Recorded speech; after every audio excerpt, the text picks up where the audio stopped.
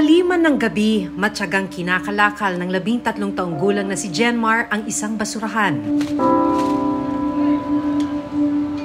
Lagi ko pong ginagawa ito sa basurahan.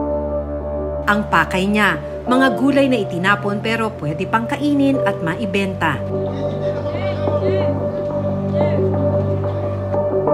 Sa ilang pagkakataon, pinapasan niya ang mabibigat na kahon ng basurang gulay sa kanyang balikat.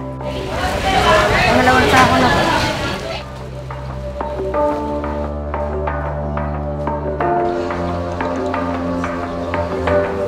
Wala po ako makuha. Reject na po sila. Hindi naman po pakinarami. Wala na. Pero hindi siya tumitigil sa paghahanap. Para kay Jenmar, mas matimbang ang pangangailangang kumita at mabuhay. Makikita ko dito mga dumi ng hayop at mga iyong marumi. Pero hindi naman okay lang sa amin. Ano ang kaya niyang tiisin para malamnan ang kanilang kumakalam na sikmura? Nahirapan ako sa buhay kong araw-araw kasi nahirapan ako kasi nakikita ko mga kapatid ko nakatingin sa iba. Pag wala kayo makain, nakatano sa iba. Kaya naisip ko, pag hindi kami nagtitinda, kawawa mga kapatid ko.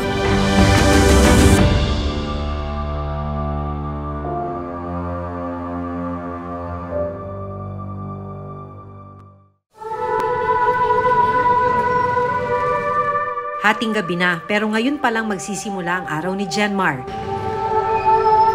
Kasama ang kanyang nakababatang kapatid na si Pakong, 8 taong gulang. Kahit wala pang laman ng tiyan, iikuti na nila ang mga kalsada sa Divisoria.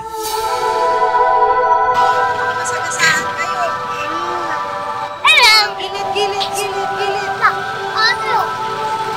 Sige na, gilid lang. Ganun! Pag naglalakad ka, ano yung tinitingnan mo? Ano yung hinahanap mo? Mga gulay na kahit ano. Mga gulay na nasa sahig. Yung tinapon na. Tapos yun, ilalagay mo. Ito yung supot na dala ni ano. O tapos, yun yung bubuhatin mo. So, maliban sa pagod, magbubuhat ka rin ng mabigat. Kaya mo ba? Payat-payat. Uy. Kaya ko. Ha? Kaya ko. Kaya ng katawan mo? Mas mabigat sa'yo yung dala mo? Talaga? Minsan binubuhat ko mga 20 kilo. Ang mga may ipon nilang gulay, ibinibenta rin nila. Bakit tinatapon yung gulay? Mga bulok na ba? Mga bulok na. Pinagsasagaan lang namin. Pero yun, nabebenta nyo pa yun? Apo. Sinong bumibili ng mga napupulot nyo? Kahit sino po. Ipinakita sa akin ni na Jenmar kung saan sila nag-iikot para mamulot ng mga itinapong gulay. Minsan wala kami nakukuhang gulay. Gaano kadalas yun wala kayong nakukuhang gulay? Baka ngayon wala kami nakuha. Bakit wala? Kasi wala nang tapon eh. Kakaunti pa lang kasi ang mga reject na gulay na itinapon ng mga tindera.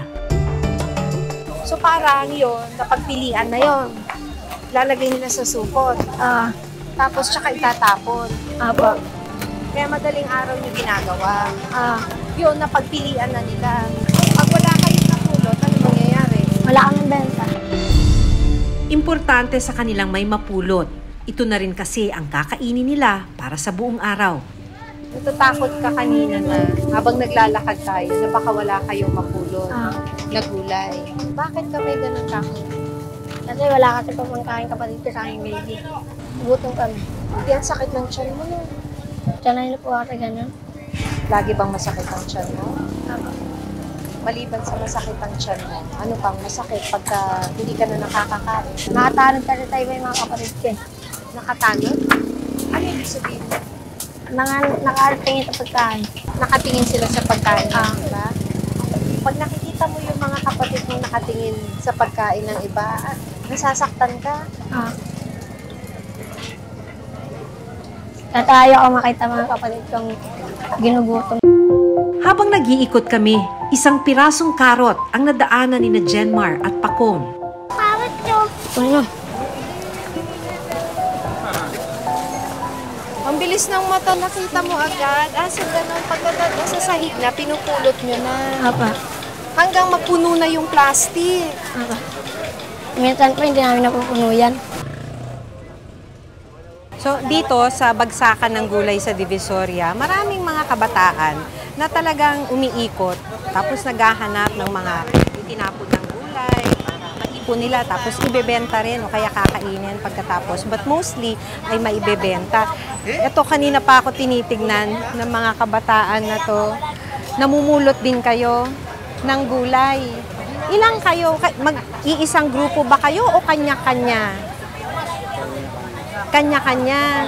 So may teritoryo ba to o wala naman? Wala. So kanya-kanyang lakad sa kalsada. So anong ginagawa ninyo dun sa gulay? Kasi si Jenmar, binibenta. Binibenta rin po. Tinitinda nyo rin. Saan? Sa looban. Sino ang taga-benta? Kami. Pagpatak ng 2:00 ng madaling araw, nagsisimula ng magsara ang ilang gulayan dito sa Divisoria. Ito na raw ang oras na pinakahihintay ni na Jenmar at Pakong. Kaya muli silang mag-iikot para maghanap ng mga reject na gulay na itatapon na. Ilang saglit pa, isang kahon na puno ng pinagtabasan ng lettuce ang agad na pinasa ni Jenmar sa kanyang balikat.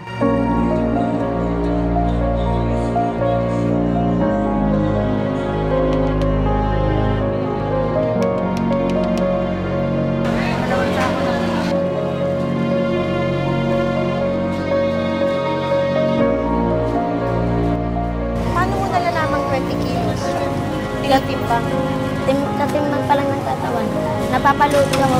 Kaya nalalaman ko napapaludo. Natutugpa ka na. Pinipilit ko lang tumayo.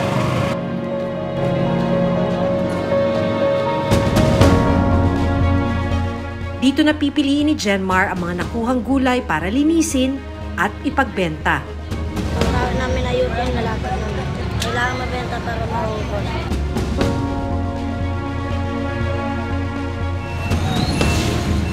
Para mas makarami pa, isang basurahan na puno rin ng gulay ang kinalkal ni Jenmar.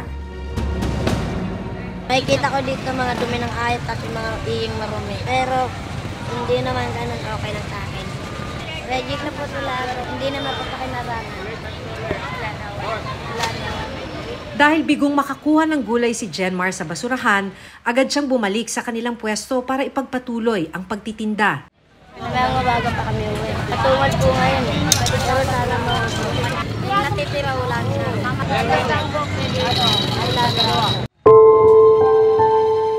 Mag-aalas 4 na ng umaga nang may bumili sa kanilang paninda. Pinakyaw ng isang mamimili ang mga lettuce na naipon ni na Jenmar sa halagang 300 pesos. So bakit nakabenta na kami? Itangkay na. Hanggat. Maya-maya pa, biglang bumuhos ang malakas na ulan. Si Jenmar hindi tumigil sa pagtitinda. Kailangan daw kasi nilang makaipon ng 1,500 pesos na pambayad sa kanilang inuupahang bahay. Dahil kapag hindi nakabayad, pwede raw silang mapalayas.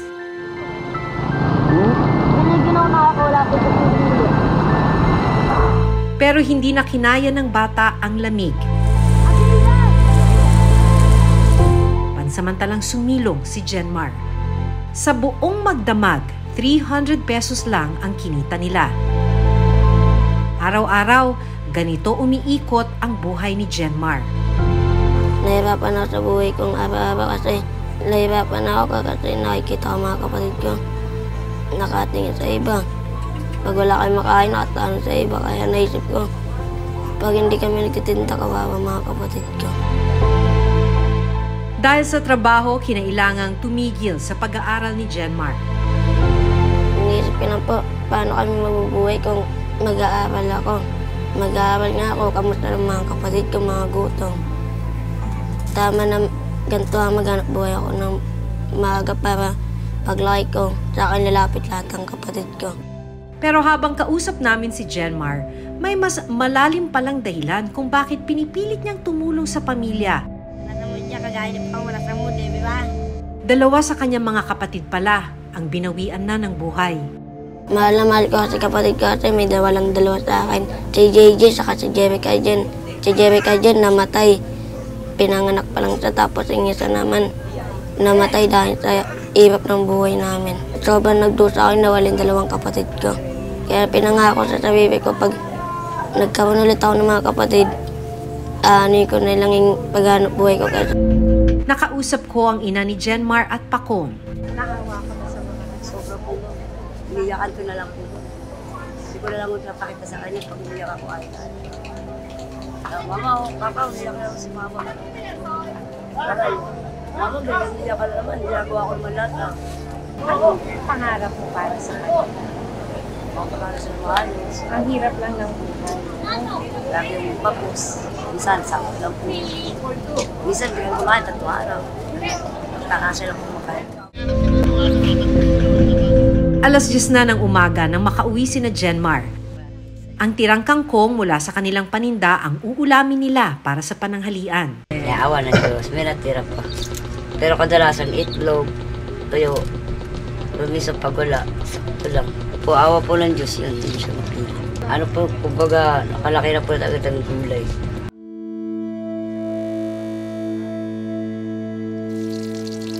Adoboy ko para makakain ng maayos sa mabago. Ito na ang pagsasaluhan ng kanilang pamilya.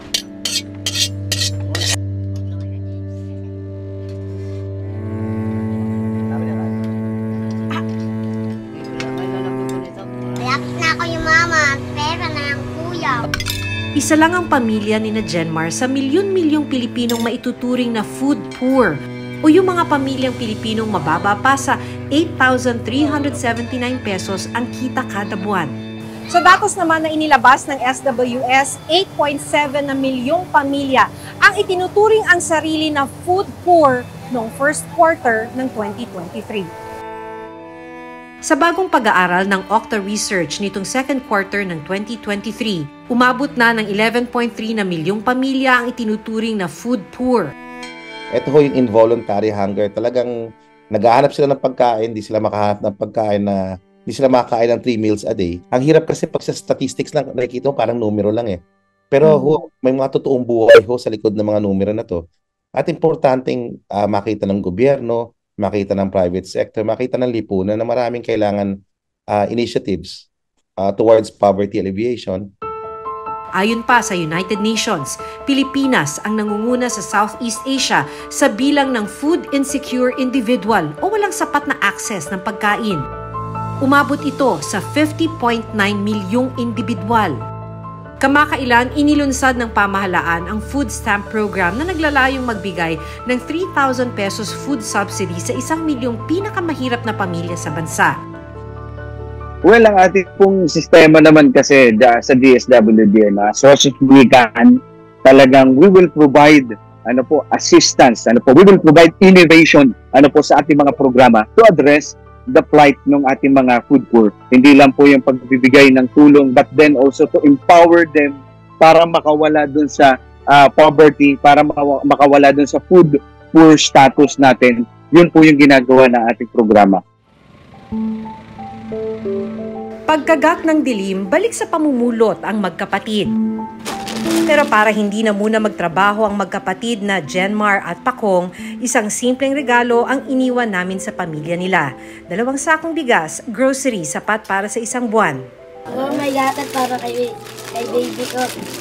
Para hindi na mag-utot. Salamat po sa binigay niyong tulong sa amin. Kasi makakain na po kapatid ko sa mga kadede na. Mapapagpahinga na po ako kasi may kakain na kapatid ko bukasan.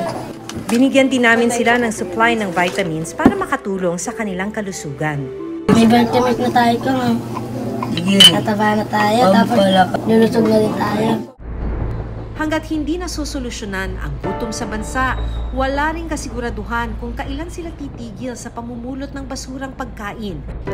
Dahil ito lang ang nakikita nilang paraan para patuloy silang mabuhay. Ako si Maki Pulido at ito ang Reporter's Notebook.